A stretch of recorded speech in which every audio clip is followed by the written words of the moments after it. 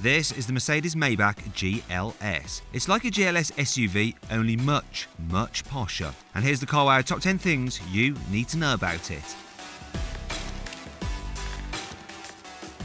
On the road, the Maybach sets itself apart from the riffraff with a huge vertical rung grille and lashings of chrome. Beneath that is a weird chicken wire style mesh that's a bit like what you get on Bentleys. Well, sort of. Around the sides are 22-inch polished black wheels, which you can upgrade to 23-inch forged alloys with a polished chrome finish. There are also retractable running boards, plus Maybach badges on the rear pillar and next to the windscreen. At the back, you'll find horizontal chrome strips and split near funnel-sized exhausts. If you really want your Maybach GLS to stand out, and if you're buying one in the first place, you probably do, you'll want to go for one of the optional two-tone paint finishes. These are separated by a fine pinstripe around the waist of the car and include some pretty crazy options. What do you think of the two-tone look? Is it on point or a bit too much? Click on the pop-out banner in the top right-hand corner of the screen to cast your vote.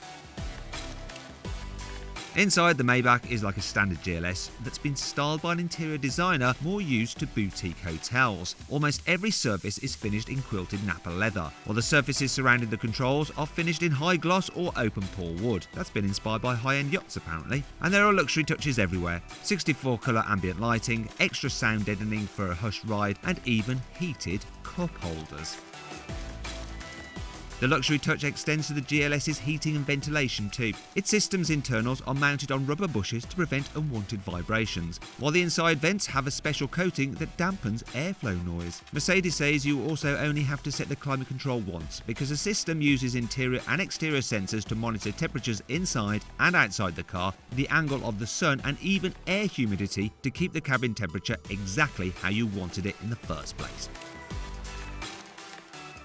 One slightly surprising thing about the interior is that there's no third row of seats. You get 5 or 4 seats only. The standard 3-seat bench gets 30mm extra legroom compared to a normal GLS, plus electrically reclining outer rear seats. But for the full luxury experience, you'll want to specify the 2 individual rear chairs. These bring an extra 120mm of legroom, plus you can kit them out with goodies like fold-out tables, a refrigerator with space for 3 bottles of champagne, and a storage compartment for 2 champagne flutes. Despite all the luxury, this Maybach GLS still has a proper boot, with 525 litres of space, which Mercedes says is enough for 4 golf bags.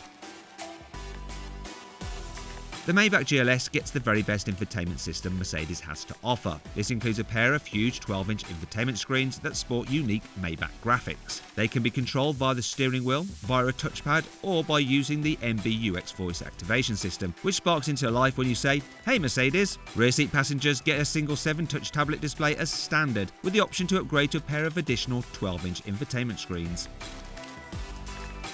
The Maybach GLS comes as standard with a Burmester premium surround sound system. This can amplify the voices of front and back seat passengers, making it easier to hear each other. You probably wouldn't need that in a normal size car, but the driver and rear seat passengers are separated by so much space in a GLS, it kinda makes sense. If you want more sound power, you can upgrade to the Burmester high-end 3D surround sound system. This has 27 speakers and 24 separate amplifier channels, producing an overall output of 1,590 watts.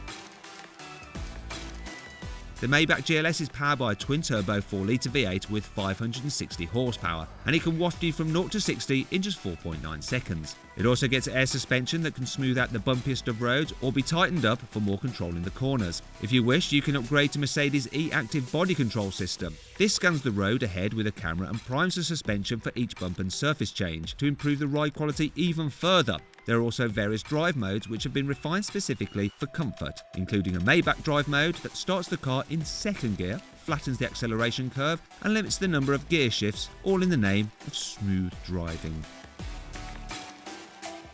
The Mercedes-Maybach GLS will go on sale in spring 2020 with a price tag of around £200,000. That means it will be about £60,000 more than a basic Bentley Bentayga, although the Maybach has a far longer list of standard equipment. It's also a good £65,000 cheaper than a Rolls-Royce Cullinan, so it's almost a bargain, if you put it that way, right?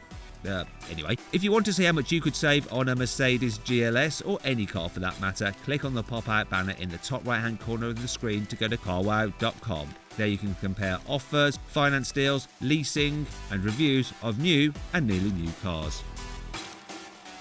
The Maybach isn't the only new version of the GLS though. There's also this, the new Mercedes-AMG GLS 63, which might well be the fastest way to move 7 people. Under that big bonnet is a 4-litre twin-turbo V8 that's basically the same one you'll find in AMG versions of everything from the C-Class to the S-Class. It's also similar to the 560 horsepower V8 in the GLS Maybach, but in the AMG it gets 610 horsepower and 850 newton meters of torque. That's enough to get this frankly massive SUV from 0 to 60 in just 4.2 seconds. Top speed is limited to 155 miles an hour, but if you go for the AMG driver's package, Mercedes will lift this to 174 miles an hour. Please subscribe to this channel for more videos, and if you click on the deals box to the right, you can see how much you can save on a new car at CarWow. Or click on the video windows below to watch another of my videos.